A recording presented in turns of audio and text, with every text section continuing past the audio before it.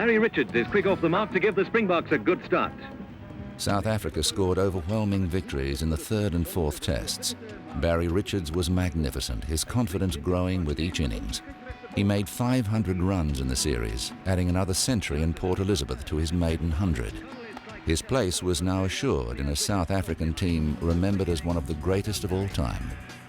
Boasting players of the caliber of Peter and Graham Pollock, Barlow, Lindsay and Proctor, these Springboks were an irresistible force. They threatened to dominate world cricket in the 70s, and Richards himself was at the threshold of a long and fruitful Test career. The tragedy for him and for cricket was that he would never again play at this level in front of his home crowds. In 1971, the world's best cricket team was cast out of the game. 150 to D'Oliveira, his highest ever Test score. I suppose it all dates back to the proposed England tour of 1968-69. Basil D'Oliveira was selected as a replacement for the MCC touring party for that trip, and the South African government objected to him because Basil was actually born in South Africa originally and was a Cape coloured.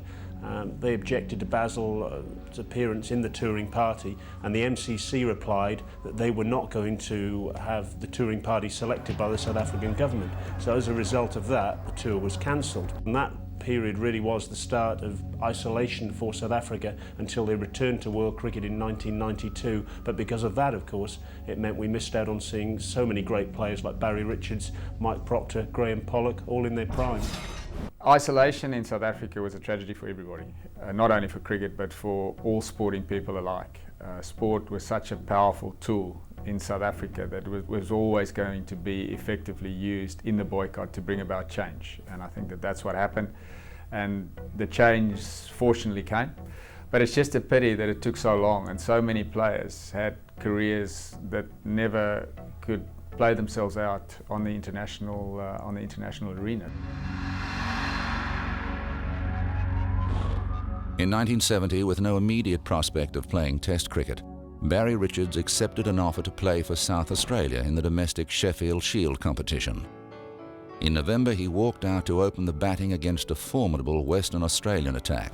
Barry Richards, in the game against Western Australia where he scored 325 in the day. Now that's, a Sheffield Shield day at that time was 330 minutes. He faced Lilly, who was young and on the way up. Graham McKenzie, very, very fine Test match bowler, 250 wickets. Tony Locke, nearly 200 Test wickets and over 300 Sheffield Shield wickets for WA. Tony Mann, who played 1 or 2 Test matches as a leg spinner. So what we're talking about here is a pretty decent attack. I was at the height of my powers. I was age 25, so you're mature enough, you've been playing first-class cricket long enough. The eye is still young, the body's still supple, so I mean I think it just sort of all gelled into a day. And I remember thinking during the afternoon, damn, I've never seen anyone score 300 runs in a day, and Barry's going to fall just short. It looked like he was going to get about 280. And then he suddenly, the Fremantle doctor was in, and Barry suddenly started hitting balls with the wind. At one end he'd be hitting them through the offside. He'd go down the other end, and it didn't matter where they bowled him, he just hit him on the leg side because that was downwind. And he raced to 325. And, and the thing that always stands out in my mind is the last ball of the day, Lilly was bowling to him with a second new ball. And he just went onto the back foot last ball of the day and went bang, and he hit it straight back over the bowler's head, sort of bounced once, twice, bang into the fence, and he just took his gloves off, put his bat under his arm, and he just walked off, almost as if, oh well, that's another day's work over, and he'd scored 325 in 330 minutes. I mean, he was a magnificent batsman. In essence, it was only a 5.5 hour day. They only used to play 5.5 hours in those days, so a lot of people assume that he got 100 in every session, but the first session is only 90 minutes. So it didn't happen that way. It was the middle session and the end session that were, when you really started to dominate. But I can remember it well, and Ian Chappell got 120 at the other end. So it was a big day for me. Richards humiliated the best attacks on offer that summer, scoring 1,538 runs at an average of almost 110. With the repercussions of the cancelled tour of England still ringing in the air and the scheduled tour of Australia fast approaching, key South African players voiced their concerns over the worsening political climate at home. The South African Cricket Association had then applied to the government to include 2 non-whites to tour Australia, and that had been turned down. And there were a number of us pretty annoyed about the whole system as it was anyway, never mind the cricket. The players chose an invitational game in South Africa as a unique forum to make their protest. Richards and his friend Mike Proctor were at the forefront. I ran up and bowled the first ball to Barry Richards, who didn't forget to get off the mark, by the way. And then we all walked off the field and we handed a press statement to the press. We stayed on the field for about 10 minutes, and that statement read, "We, the cricketers of South Africa, feel it is time to give an expression of our views. And we fully support the South African Cricket Union's application to include 2 non-whites to tour Australia, if good enough. And furthermore, we believe that the criteria being merit totally in sport."